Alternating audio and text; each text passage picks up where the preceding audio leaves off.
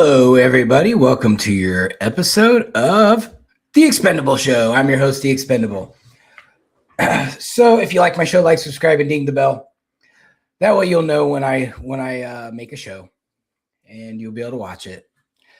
I think the lives are more fun than watching later, but when I'm watching other people's stuff, I always watch later. I don't ever watch their lives. I do watch Victor Hill's lives, but his Sunday shows are it's going on right now, so I can't watch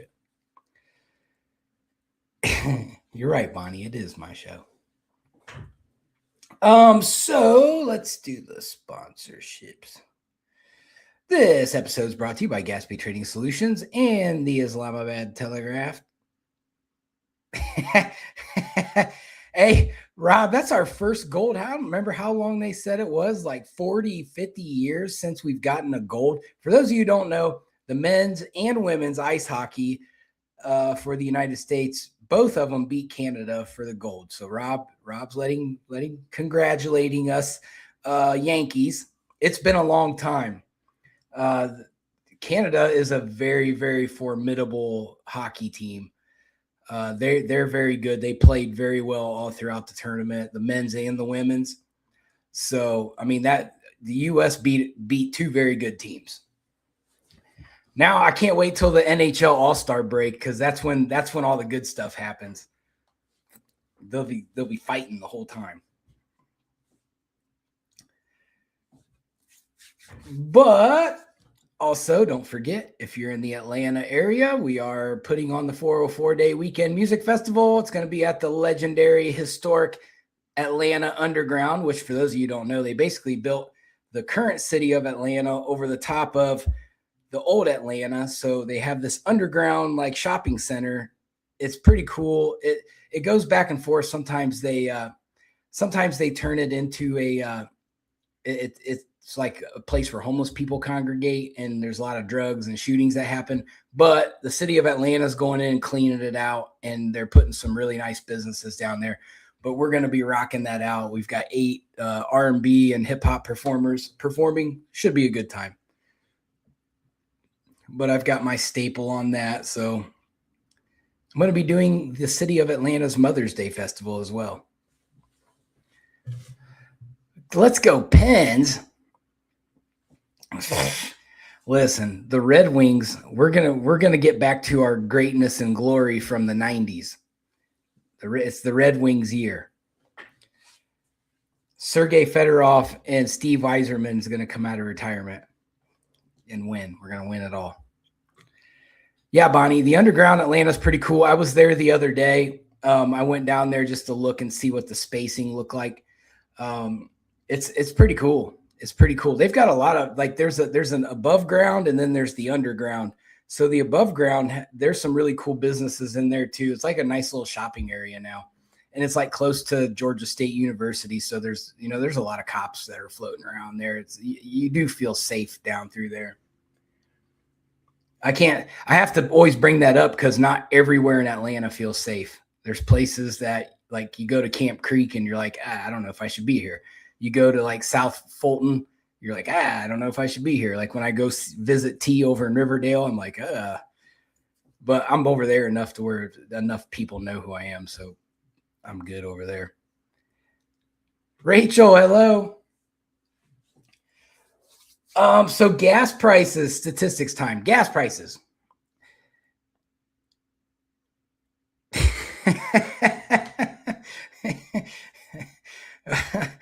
You know what? When the first week I moved to Atlanta, I was walking around like on the east side, close to where the company that I used to work at is at. And there was this guy walking down the street, and he had a T-shirt on. It said, "Atlanta smells like weed." And I started thinking about it. I'm like, dang, Atlanta does smell like weed. It doesn't matter where you go. It smells like weed. I probably would test positive for marijuana every time. I'm like, the whole city is just a giant weed cloud. But luckily I'm my own boss and I have my own company, so I don't have to drug test myself and fire myself. So mortgage rates, or wait, gas, we're at $2.93 on average. We're still, like, it went up another penny. So, I know President Trump's got a lot of stuff on his plate right now, but hopefully he can get back to, this situation with the gas. I know with the situation with Iran is not helping things out very well. Trump's approval rating went up this week. So, yeah, kudos to that. He's at 42.3, so he went up 0.3 percentage points. The Dow Jones closed on Friday at $49,625.97. So I did look up where the new polling for the Democrat presidential candidates. So what the primary poll looks like. We have a new leader. Kamala Harris is now taking over the lead from Gavin Newsom. She is at 28.7%. She got a big jump. Gavin Newsom's at 21.1%. In third place, a distant third place is where's G-Bro at? This is his mayor. Pete Buttigieg, South Bend's most worthless mayor ever. Number 4, Alexandria Ocasio-Cortez. She's at 8.1%. Senator Mark Kelly is starting to gain ground. He's at 5.8%. I think he went up like three percentage points. Then we're at 6th is Shapiro, which is the governor of Pennsylvania. He's at 5.7. J.B. Pritzker has been falling. He's at 4.4. Cory Booker is at 3.8. And taking the biggest hit of all of them is Kentucky's governor, Andy Beshear. So I don't know if he knows this, but all this nonsense he's talking all over the news, his little PR campaign is not working. He's falling in the ranks. So he was as high as 7th in polling. He's now 9th, and he's dropped like a whole, probably a 2.5 percentage points. And he's barely above Gretchen Whitmer, the governor of Michigan. So that's where that's at. Beshear starting to fall from grace. Realistically, he's not presidential material, but he's probably vice president material. So I see, I could see Kamala Harris making him vice president. That would be her running mate. It ain't going to be Gavin Newsom. He's too much of an idiot. I mean, all of them are idiots, but you know how it goes. Yeah, G-Bro can relate, Rachel. You guys can stay in Indiana and root for your Irish. Maybe if they beef up their schedule and play some decent teams during the season, they won't flop out in the playoff every year. Just saying. So I'm going to give you guys there's not really much going on with Nancy Guthrie. Now they're starting to look into Mexico. So I think that it's probably not looking good for Nancy Guthrie. She doesn't have her meds, and she's probably somewhere she doesn't want to be. I would say that it's going to be a rough go, and we're probably not going to see a happy ending at the end of this. So U.S. and Iran updates. So before we get started on that, I was just on the news today, and I made a screenshot of it. Yay, there I am. And so if you look, if you zoom in close enough, which you might not be able to on here, but they put my name in Arabic. So I've been trying to like zoom in to see what my name looks like in Arabic. But this was such TV news in Pakistan. And they challenged me. I was pretty, but I was pretty impressed with their questioning. They did not give me any of the questions ahead of time. They did say, here's the subject we're going to talk about. So I did spend my whole weekend after President Trump put out his Iran initiative, and then with the Board of Peace, meeting that he had the other day. So that was like the big topic, because all that stuff affects the Middle East, and naturally the Middle East always wants to put me on TV all the time. So I've been on like 5 different news channels over the weekend talking about this. And I think the Board of Peace is a good thing. And a lot of their concern, and that's the best part about doing international stuff, because instead of just taking our media's word for it, I get to hear their concerns about us straight from them. And now not everything's going to be, straight and narrow, but I can kind of filter through what's a crock of shit and what's not. But their big concern with the Board of Peace is, well, President Trump's only got 3 years left. What happens after that? So I had to break it down and explain to them, like, look, you're starting to see JD Vance do more international policy stuff. President Trump is putting him in the middle of that. And JD Vance is going to be the direct contact for the Board of Peace through the United States. Also, Marco Rubio is there. Now, I think if Vance Rubio became the 2028 ticket, you have a very strong president, vice president situation right there, where both of them have international policy experience. Especially Rubio, he seems to thrive in that situation. So I don't think, as long as we vote Republican for the 2028 elections, we should be in good hands. However, I had to explain to him, I said, if we go back to the Democrat side of things, we're probably going to see what it used to be. And they didn't like that. They thought that we were causing problems in the Middle East. That's what they think, that we caused the problems. Now they think President Trump's trying to solve the problems. They still don't like Trump, but they see that he's trying to create peace, and they like that. So, it's kind of a slippery slope. But U.S. and Iran updates. So negotiations they're still active, but they've kind of stalled. President Trump has thrown out a hard deadline. He stated that Iran has 10 to 15 days to agree to a nuclear and missile related deal. He has also questioned why Iran hasn't capitulated under U.S. pressure, signaling impatience and willingness to escalate. Now, I had to explain this on the news as well. They're concerned that the United States is going to attack Iran.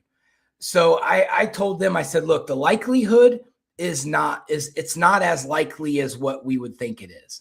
Yes, we have a lot of Navy over there. We could cause a lot of problems. That Iran is in a bad spot. If President Trump pulls the trigger on our Navy and Marines over there, it's not going to be a good day. But you have to think, President Trump promised no new wars. A lot of conservatives are banking on that. So that's a good thing. That helps. Now, we're also in an election cycle. So if President Trump does invade Iran, he's going to cause a lot of political issues for the midterms in November. So I think that President Trump is going to stall this out as long as possible with Iran. As long as we're putting pressure there, Iran's not going to start bombing people if we have our entire Navy fleet sitting around them. So I think we're in a cat and mouse game right now. Yeah, I saw that Trump went. I don't think I'd want to be a cartel member. It's not a good thing for them. Trump went down to Mexico and we nabbed up one of the big dogs. But anyway, with U.S. and Iran, the U.S. has rapidly expanded its military presence around Iran, including the USS Gerald R. Ford is joining the Abraham Lincoln Carrier Group. So we've got 2 carriers over there that can dispatch our Air Force really quick, or our Marines. So the deployment of AWACS, or the aircraft, are there, so that we have over 50 F-35s and F-22 fighters positioned in the region. That's a lot of airplanes. I'm not sure. I'd have to look it up, but I don't know if Iran has that many. They have some. They have good planes, but they don't have them like us. So Tehran has told the United Nations it will respond decisively and proportionately to any U.S. military action. Iran insists it does not seek war, but will not hesitate to strike U.S. bases if attacked. I don't think, even if this turns into a war, I don't think it lasts long. We have always seen Iran bark really loud, but their bite's not very vicious. If they were so damn tough, they would have been attacking Israel from the get-go, but instead they backdoor it and fund terrorist groups to do it for them, so they get killed. So I'm not real concerned that Iran is as tough as they think they are. I think they're cowards for the most part. Chuck, so Chuck said, I'm afraid the Republican Party is destroying themselves. He hopes that he's wrong. The Republican Party is notorious for destroying themselves. So you're not wrong to think that way. The only reason why we are where we are at is because Trump created the roadmap, and everybody, and the mandate strengthened the roadmap. So I think we have some issues. Just watching some of the state midterm elections, there's a lot of issues there. The leadership, if you take Trump out of the grand scheme of things, the GOP leadership is very thin. We have a lot of really good candidates, but nobody's really taken a hold of the GOP since Lara Trump left and has really done anything with it. We're back to the same old. Like, why has the GOP and the Republican Party not sidelined Mitch McConnell? This guy is weekend at Bernie's all day long. They usher him up to the podium everywhere. He falls down every 10 minutes. Like, how is this guy still in Congress is beyond me. I struggle with that. I think that is, I thought you thought Joe Biden was bad. Mitch McConnell's in way worse shape than what Joe Biden was. Joe Biden could at least kind of walk. And if they gave him enough dope, he could give a speech. But Mitch McConnell, he's a vet. He's damn near a vegetable. Like, how is this guy still in Congress? And I see Mitch has taken a lot of heat on X. They are destroying him, especially since he voted no on the SAVE Act, which, apparently he doesn't care about election integrity. So I'm glad he's done. I just hope it's not a Mitch McConnell graduate that's stepping into that seat. And I need to start brushing up on who's running in those races so I know who to attack and who to root for. I know who I root for. TJ Roberts. He's the best politician you guys have in the state of Kentucky. Everybody should back TJ Roberts. So there is a diplomatic openness between the two countries, but it's not a breakthrough yet. I think as long as there's a discussion happening, you're not going to see anybody attack anyone. Yeah, Mitch is in bad shape. Bad shape. So despite the rhetoric, Iran has floated a draft counter proposal, and both sides have signaled some willingness to keep talking. Still, the talks remain deadlocked, especially over missiles and Iran's ties to regional armed groups. There's a high-profile trial of an Iranian-born engineer accused of aiding the Iranian-linked drone program, and that's going on in Boston right now that the media is not covering. The defense is arguing that intense media coverage about a possible U.S. strike on Iran could bias jurors. So they're using this situation to manipulate this trial, highlighting how geopolitical tensions are spilling into U.S. courts. So the region, the Middle East region, is sitting on their hands right now. They want this to be resolved because a lot of the waterways are not accessible right now, so it's disrupting the trade routes. So this is becoming a problem, and countries like Saudi Arabia and Iraq, they want to get this thing over with so things can go back to normal over there.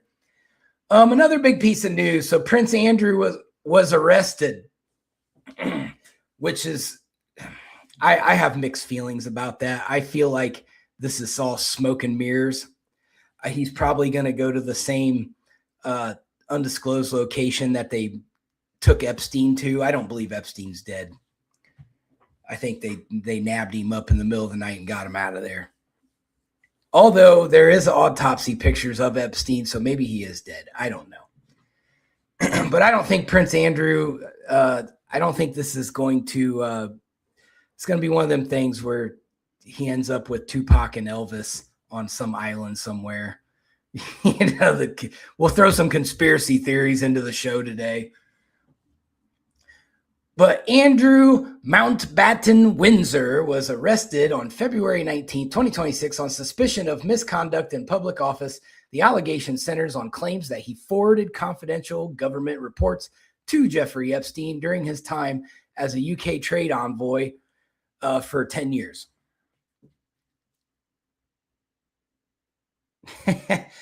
I know it's weird, huh? So this marks the first arrest of a senior British royal in nearly 400 years. That's crazy. He was held roughly for 11 hours and then he was released. So Thames Valley Police confirmed he was released under investigation, meaning he has not been charged, but the inquiry is active. So he's under investigation. They nabbed him up and held him and detained him and then let him go. So police also indicated that further searches of his former Berkshire residence are underway. Don't know what they're going to find. Hopefully something cool. The palace and royal family response. So King Charles has expressed deepest concern and stated that the law must take its course. Royal sources say Charles will not oppose legislation that would remove Andrew from the line of succession permanently. Sarah Ferguson's whereabouts are currently unknown. So multiple outlets report that Sarah Ferguson has not been publicly located since the arrest, adding another layer of intrigue around the family's internal response. Andrew remains under investigation. He's not cleared. Police and prosecutors will continue reviewing evidence tied to the alleged misconduct and his Epstein connections. No charges have been filed yet, and no timeline has been announced. So I think he's probably going to get charged, but who knows with what. I know this sharing classified information, the Brits are talking about that this could be a life sentence. I don't think it's going to be that, but you never know. You know, they may want to get this guy out of the public eye for some reason. Next on the agenda, Zohran Mamdani has already failed the progressives. He was a little... he told New York, he said, hey, I'm a socialist. So I'm a socialist communist. So we're going to do it that way. And they all voted for him. And now he's trying to raise property taxes. And now they're going, whoa, well, we didn't want this. Well, what did you think was going to happen in socialists? Y'all should have opened up your civics book. You should have opened up your history books and learned a little bit about what happens in socialist societies. The government takes all your money. Exactly what Zohran Mamdani is trying to do. At first, he tried to take it from the state taxes, and luckily, Kathy Hochul, the governor of New York, was like, no, you can't have that. You're gonna have to find another way. So instead, Zohran Mamdani said, I'm gonna take your property taxes, and the people are mad. He wants to take 9% extra off of an already high tax property tax market.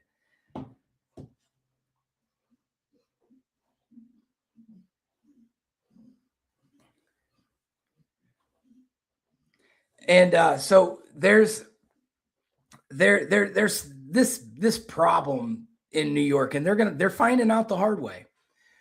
So Mamdani is facing criticism for proposing property tax increases to stabilize New York City's budget, which if you look at the items in his budget, they are the most ridiculous things that you could ever think of are in that budget. All of it's DEI stuff that he wants these homeowners to pay for with their property taxes, and they're not having it, even though he told them he was going to do stuff like this, and they voted for him. So they're getting a dose of what they voted for. After a deadly winter storm and a major garbage pileup early on in his tenure, Mamdani has been criticized for slow emergency response, insufficient preparedness, poor coordination of sanitation and homeless outreach. So they're already mad at him from the first month he was in office. Now they're even more mad at him. So one of the sharpest criticisms comes from his own progressive base. Mamdani campaigned on ending homeless encampment sweeps, but reversed course and reinstated them. So he was going to stop people, the homeless, from getting moved out. And now he's like, yeah, get them out of here. Advocates say this betrays his promises and harms vulnerable New Yorkers. There's a pattern evolving here. The socialist communists make promises to get your vote, and then they don't do anything that they tell you they're going to do. So that's a problem. But you know, these lefties are never going to learn their lesson. They're going to keep voting for this stuff, and it's going to negatively affect them.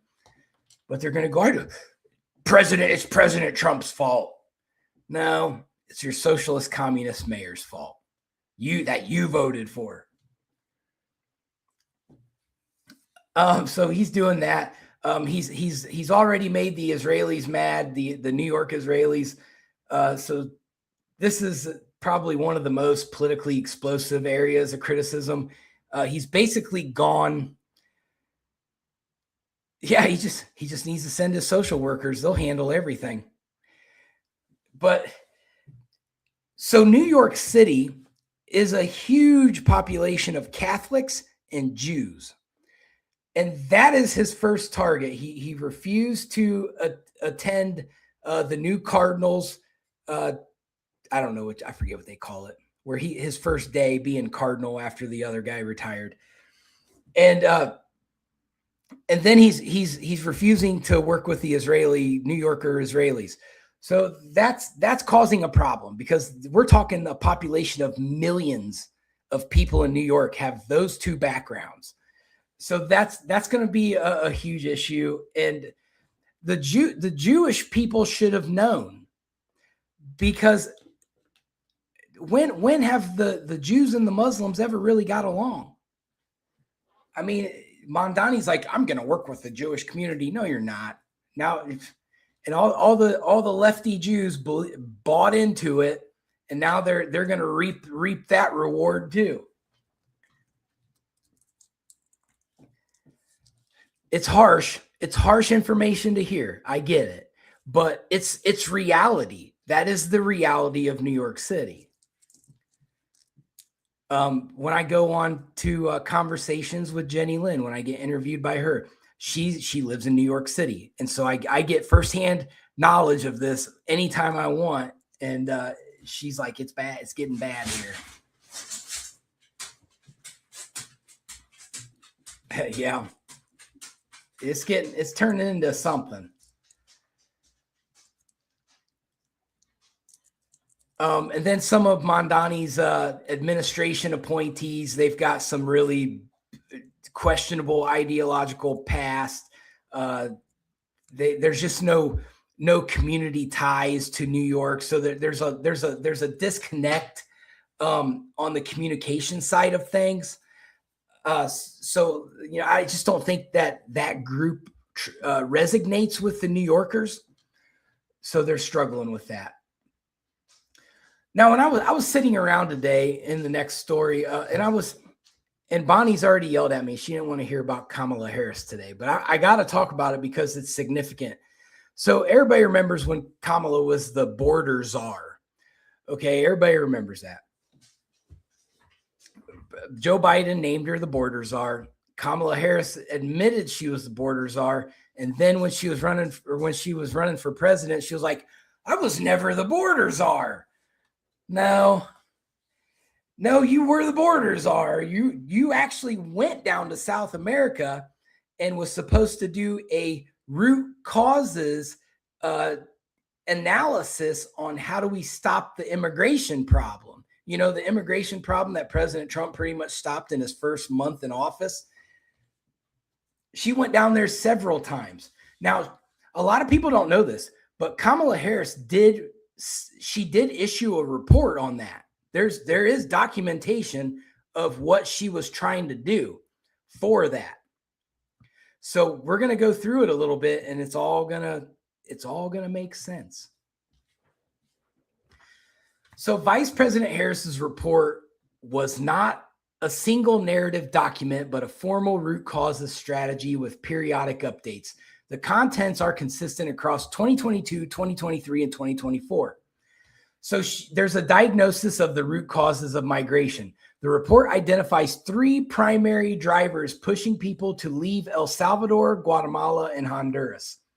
The first one is economic insecurity and inequality, which is there's widespread poverty, there's a lack of jobs, there's weak private sector investments, and there's limited access to credit and markets. So the next one is corruption and weak governance, which I have a former worker from Guatemala, and he's like the corruption is insane down there, which I believe that. So with that goes, it's endemic corruption, like it never stops. It's always something, like London, Kentucky. There's a lack of judicial independence. There's weak rule of law. The government institutions are unable to deliver services. So they have all these problems down there. Violence and human rights abuses. So they have major gang problems down there. That's a fact. Gender-based violence. There's labor rights violations, insecurity that makes daily life untenable. Right? So those are the 3 problems, and they're valid. I'm not saying Kamala Harris did a bad job on identifying those problems. She did identify those problems, but I can tell you what happened. What these countries did in El Salvador, Trump calls out the president of El Salvador all the time. He says, what did you do? You sent all your criminals to the border. You did. And I've heard him call him out several times. And if you're a president of a country and you don't have a constitution that you got to follow, you got another set of documents, whatever that may be, and there's no real like civil rights that you have to follow, I'm kicking out all my convicts too, and all my gang members. I'm like, yeah, you can get out of here. You can stay in prison for the rest of your life, or you can take all your stuff and leave the country. And I think that was the option that was given, and a lot of them left the country. We know Venezuela was emptying their prisons out. So that's a problem, which, El Salvador has very low crime now because they don't have any criminals left. They're either in prison or they left the country. So she came up with the 5 pillars of the strategy. Pillar 1, address economic insecurity. She wants to expand job creation, support small businesses, increase agricultural productivity, and mobilize private sector investments. So the key word is mobilize private sector investments. So what do you think Kamala Harris did down there? She went and called up all her friends and said, boy, do I have the opportunity for you. However, there's a kickback involved. So let's talk about that kickback. Now, pillar 2 is combat corruption and strengthen governance. Create anti-corruption task force, support for independent judiciaries, transparency initiatives, partnerships with civil society. Yeah, it sounds all fine and dandy in the report. We'll get to the steak and potatoes part of it here in a second. She wants to promote human rights and labor rights, worker protections. Just so everybody knows, in Central America, females do not get treated very well down there, just so you know, which is why Jill Biden headed up a certain specific children's group down there that is constantly getting busted at our border and down there, and the Guatemalan government had to go in there and raid it because of human trafficking. Imagine that. It's verifiable. Go Google it. There's worker protections, anti-trafficking programs, support for vulnerable populations. Now, Kamala Harris had like 4 years to do this, and she didn't combat any of that. There's still problems. There's still violence. There's still trafficking programs. There's still drug problems. It's still happening. Well, it was. Trump clamped down on it, so it's not happening as bad now.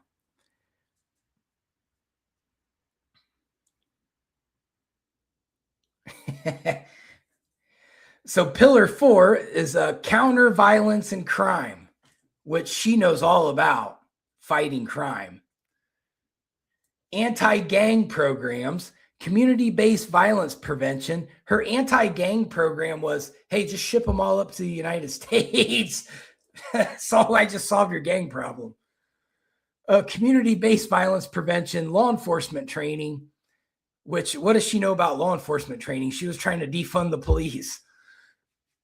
Pillar 5 is combat sexual and gender-based violence. She wanted to create more shelters and survivor services.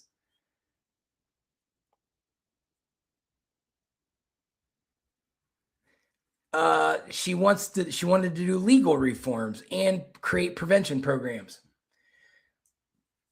So what she did on the ground, she had meetings with presidents and ministers. She had made agreements on anti-corruption cooperation, launched a launch of economic development initiatives, expansion of temporary work visa pathways, which shows how well that worked. If those pathways were still there, they wouldn't be trying to cross illegally. Even the ones who don't have criminal records tried to cross illegally because the system was so backed up that they didn't even chance it. Like, yeah, we'll just come across. Joe Biden's not arresting anybody. She created a coordination with Mexico on border and asylum issues. That worked out really well.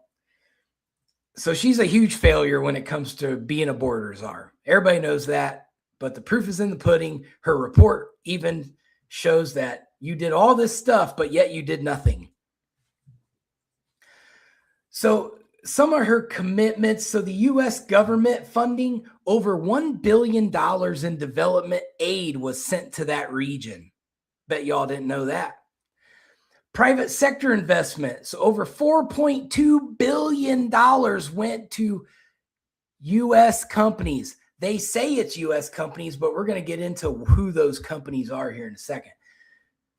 Labor mobility, nearly doubling temporary work visas for Central Americans. I highly doubt that happened. So governance and anti-corruption programs. So support for prosecutors, auditors, and civil society groups. Programs to strengthen democratic institutions. So some of her assessments of the regions, economic conditions have worsened in some countries. Democratic backsliding has accelerated in Guatemala and El Salvador. Violence and insecurity remains major push factors. So her long-term goal that she stated, the report repeatedly emphasized that the goal is to make it possible for people to see a future at home rather than feeling forced to migrate. Sounds good on paper. So let's talk about the companies. So here are the private investment initiative companies that were recruited to go down there. Cargill, Chobani, Columbia Sportswear Company, Gap, Nespresso, PepsiCo, PriceSmart, Pantaleon, Agroamerica, the Honduran Coffee Company, Grupo Mariposa. So most of those, she basically recruited American companies to go down there and jumpstart their economy and make money for them. Instead of leaving American companies in America to make money for Americans, she outsourced American jobs to Central America. So there are several finance, banking, and investment companies. Accesso, Axion, Bancolombia, Banco Castellan, a bunch of other Hispanic banks. So a bunch of banks were involved. The tech companies that went down there, Microsoft, Meta, Duolingo, and Pearson. More American companies getting outsourced to Central America. Here's the interesting ones. The nonprofits and NGOs. CARE International. Now, CARE International, the former president of CARE International was one other than Ariel de Rothschild. So here we go. Let me get to that.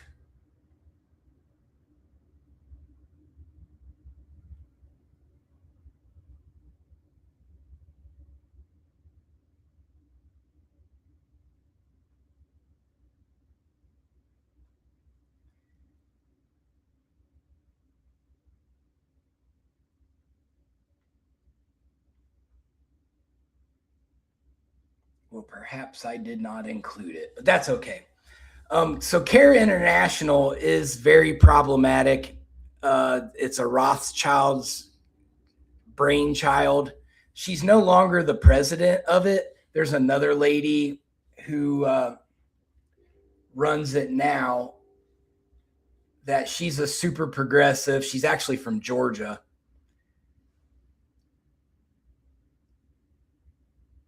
And yeah, she's just not a very good person to do that.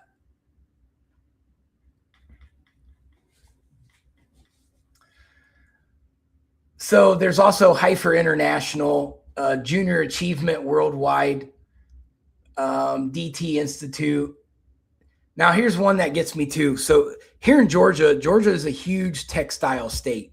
We have, like I said on the last show, we have Shaw and Mohawk that does carpeting and laminate tile floors. They do all kinds of stuff. So instead of selling our textiles to them, they just outsourced all that. Nextil, Protella, Parkdale Mills, they just outsourced American jobs down to Central America. So also went down there, the Harvard Chan School of Public Health, and several other like American Hispanic companies that I'm not going to try to pronounce. Hold on, I'll give one a try. Corporation de Lait. Sounds French. So Columbia Sportswear. Why would a clothing company go down to South America? Cheap labor. So there you go. Now you can kind of put that together. She's basically helping promote slave labor. Oh, here's my CARE International part. It's now run by Michelle Nunn. She ran for office in Georgia in 2014 as a Democrat. CARE International explicitly aligns its work with the United Nations 17 Sustainable Development Goals that we talked about last week. It's not a loose or symbolic alignment. CARE has formally integrated the SDGs into their global program strategy, its impact measurement framework, and the public reporting on poverty, gender equality, climate resilience, and humanitarian response. One of the biggest things that the SDGs promote are open borders and free immigration. So when you allow CARE International to go in, they're going to promote migration. They are going to promote go wherever you want, because that's what the globalization plan is. So Kamala Harris brought in all of her SDG friendly companies to create the Central America Socialist Framework. That's what she did. So CARE International is a confederation. It's not a single NGO. Each member, CARE USA, CARE Germany, CARE India, runs its own programs, but all of them report to the same SDG-aligned global framework. So while CARE doesn't follow the SDGs in a regulatory sense, because SDGs are voluntary, so they say, they use them as the backbone of their strategy and measurement system. Now, you might think, well, maybe Kamala Harris was expanding American enterprises into other countries, blah, blah, blah, but she didn't. She made sure that she included her dear friends in Europe in this merger as well. Nespresso. So Nespresso is a company based out of Switzerland. It's part of the Nestle Group. They're committed to expanding sustainable coffee sourcing in Honduras and Guatemala. They're one of the most viable European participants. JDE Peet's is from the Netherlands. So they're a major European coffee and beverage company committed to supply chain investments and farmer support programs. Why do that? Oh, because there's cheap labor, cheap farmers. There's also Nextil Spain. They're a European textile manufacturer involved in expanding ethical apparel production in Central America. Ethical apparel. I don't even know what that means. I guess you just have to figure it out. Protella. It's from Spain. It's a European linked textile and fabric company, participated in local chain and manufacturing commitments. So they basically went down there and threw these textile companies down there and said, hey, everybody go out here and work for $2.50 an hour and make these clothes for the world. But you don't hear any activists talking about that. They don't want to talk about that. Parkdale Mills is a U.S.-Europe supply chain, but the partners are all European. They're in the same kind of textile partnership cluster with Nextil and Protella. You've got Deacon Impact, which is a Canadian company, and it's mixed with Europe.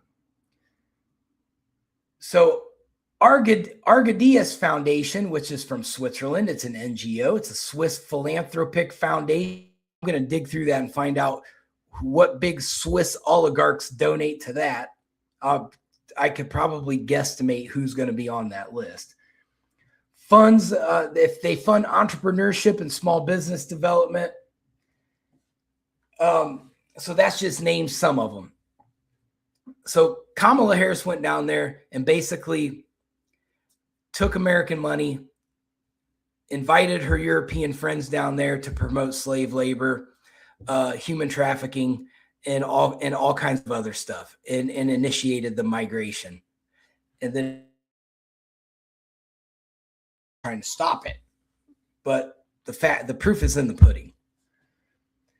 So I'm going to talk about Pike County a little bit today for my last segment, because like London, there's a lot going on in Pike County. If you pay attention to what's going on, there's a political war going on in Pike County.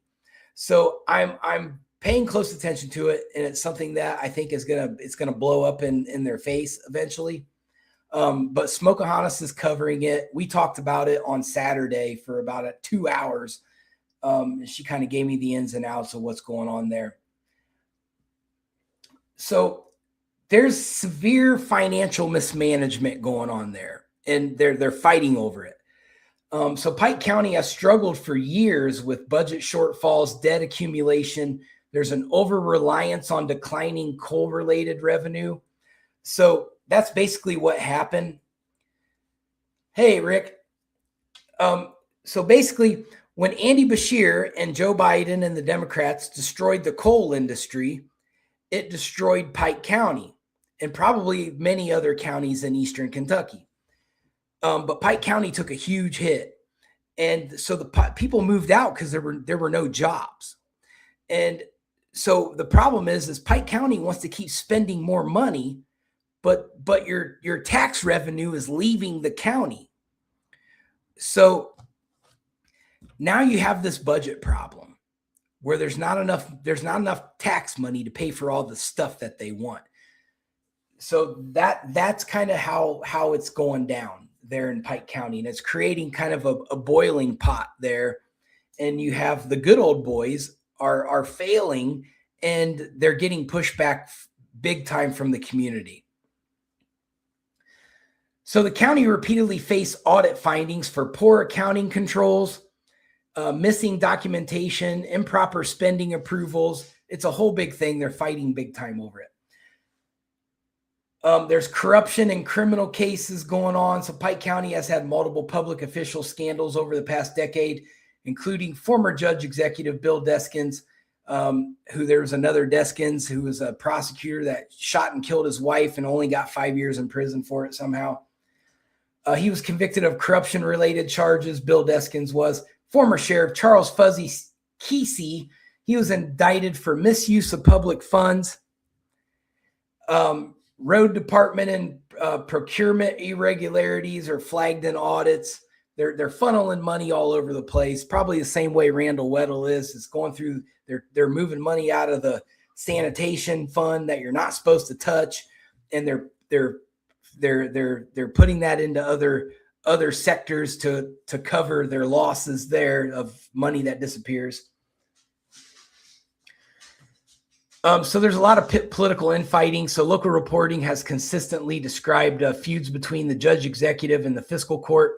There's disputes over hiring, firing, and contracts. There's accusations of retaliation and favoritism. There's a difficulty passing budgets and coordinating services.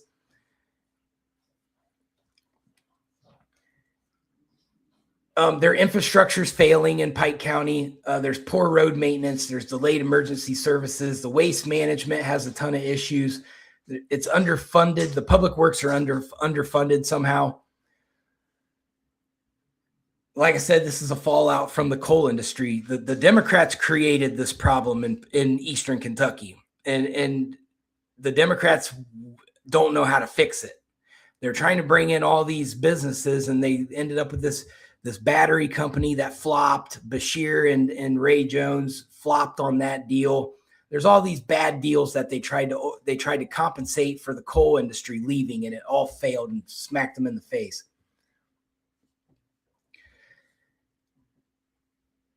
So while not always Pike County specifically, Eastern Kentucky has seen FBI investigations into public corruption all over the eastern part of Kentucky. There's federal indictments, buying, fraud, misuse of funds, oversight of grant programs, and disaster relief spending fraud. So all this stuff is going on, and it's a big disaster. Now, the judge executive is Ray Jones. Now, he used to be the head of the Democrat party in Kentucky. The waste management and landfill crisis. Now, there's way more to this story, and I'm still researching it. And this, you would think, well, what could possibly be so controversial about waste management? But they are trying to do something real slick with this waste management, and they're caught red-handed, and they don't know it yet. So Ray Jones has been heavily criticized for how the county's solid waste department and landfill have been handled under his administration. Millions in debt, the department's millions in debt within the waste department. They have repeated equipment failures and service interruptions. There's an environmental compliance issue at the landfill. Vendors are not being paid on time. There's talk of privatizing the landfill. That's a problem. You might think, well, that might be a temporary viable solution. It is if you do it right. However, I know who they're looking to give this privatization to. And this is going to open a giant can of worms that Pike County's not going to be ready for. I'm telling you that right now. You're bringing in a company that has no business being out in the middle of nowhere in Kentucky. And with them comes a bunch of problems. I'm not going to name it because I'm not done researching it yet. Forget about it. There's your hint. So residents and some fiscal court members have accused Ray Jones of mismanaging the department, not being transparent about finances, pushing privatization without public input, blaming previous administrations while problems worsened. Their city council meetings are starting, or their council meetings are starting to look like London's. So Ray Jones kicked some people out of the council meeting just this week. So it's getting heated there too.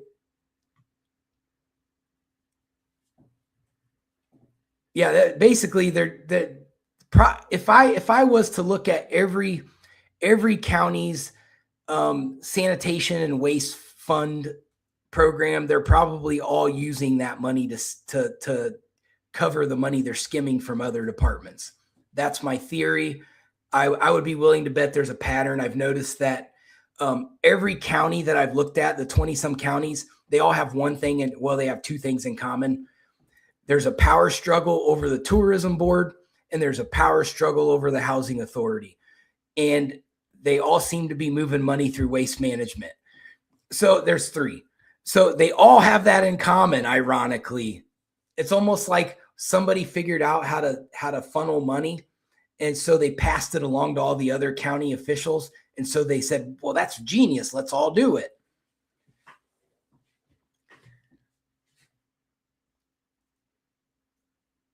So several county employees and political opponents have accused Ray Jones of retaliating against critics, which he does. He's retaliated against me before, him and his dad. They've tried going after me before, but these guys haven't figured out it doesn't work. It just helps me prove a point. There's also favoring political allies in hiring and promotions. They're using administrative authority to punish people that don't get on board. The corruption in Pike County is immense. That's where we were able to get. We had to basically come together for that community to get an indictment on Paul Coleman, who murdered Bacon Hurley. It shouldn't have gone to that. The video footage from Little Caesars clearly shows what happened, and it is a murder. There's not really a way you can describe. And then you look at like Judge Robbie Wright, probably one of the most corrupt judges I've ever seen. He's got his hands in, from the stories I've been told, directly in the Pike County has their own Epstein Island. And it's a guy named Tony Baker. Tony Baker had like this underground or this basement, like bar brothel going on where he was throwing underage parties. And the amount of people of who's who of Pike County that attended those parties is insane. So it's very ironic how they attack people, because you guys are just as bad. You're probably just as worse. So it's very telling how they try to deflect when their hands are way more dirty. And everybody knows it. That they pretty much gave Tony Baker a slap on the wrist. He was supposed to leave the state of Kentucky. He's still walking around Pike County. And his ex-wife and his kids had to flee the state because of the embarrassment that he caused them. So I'm not going to tell you where they're at. I know where they're at. I've talked to his wife every once in a while, or his ex-wife. She's provided me with a lot of information and documents and videos. So they can say whatever they want, but I got the proof.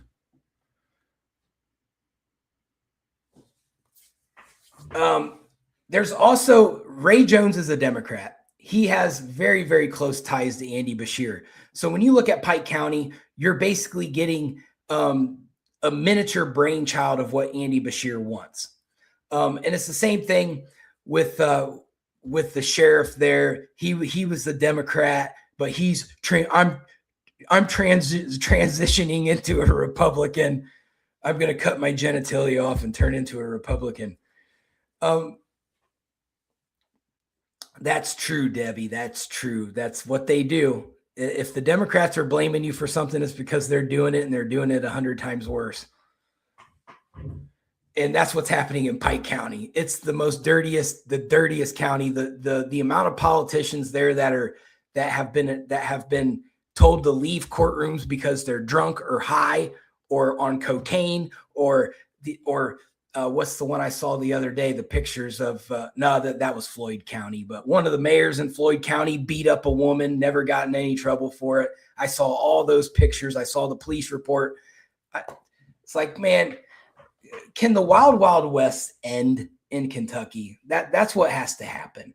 Like at some point, these good old boys got to realize you're not going to be able to get away with this stuff anymore. Social media is everywhere. Everybody has the ability to expose you with a phone, and you will go viral and your career will be over. So just stop doing it. It doesn't work. Pike County has the FBI in their county all the time. It took a federal prosecutor to get help for the Bacon Hurley murder. So the feds are constantly watching Pike County. It's nothing. They had that I forget what his name is, but there was a gentleman there that got busted by the FBI because he was scamming people out of like, I think it was insurance claims or something. He was a lawyer. It was like millions and millions of dollars he was stealing. He got caught. But that's basically it. So I'm gonna be working a little bit in Pike County. I've got some stuff in McCreary County that's brewing, although something's happening there because I was supposed to receive some information and I never received it. And I'm kind of I don't know if somebody has been trying to stop the exposure, but I'm not going to stop. I'm going to find it one way or the other, so it doesn't matter.